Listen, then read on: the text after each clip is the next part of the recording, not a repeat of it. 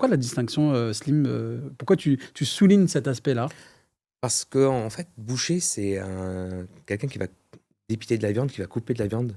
C'est un art, hein, c'est un très beau métier, boucher, et bah, c'est mon métier aussi. Mais commerçant, c'est que tu gères une équipe, une boutique, un commerce. Moi, je considère que ma boutique, quand un consommateur, un client vient chez moi, je le considère comme un invité. Et ça manque énormément, malheureusement, en France, en Europe. On n'a pas la culture de bien accueillir son client. Et je trouve que c'est plus apte à être commerçant qu'être boucher. Voilà, les gens, Alors oui, ils viennent pas que pour acheter de la viande, ils viennent aussi pour des conseils. Mmh. Parce qu'il y a une pédagogie qui doit se créer. Nous, quand on a ouvert la boutique, on avait une clientèle qui était désireuse de qualité, mais on n'a pas de savoir.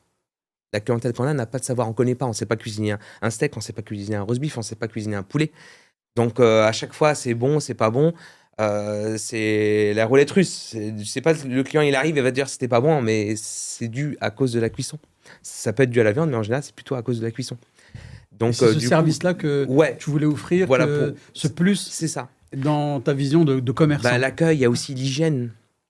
L'hygiène pour moi est primordiale. Moi, je suis quelqu'un de très très maniaque. J'aime bien quand c'est propre, ça sent bon, c'est épuré. Donc avec ce métier-là qui est très salissant, il faut vraiment, vraiment trouver son équilibre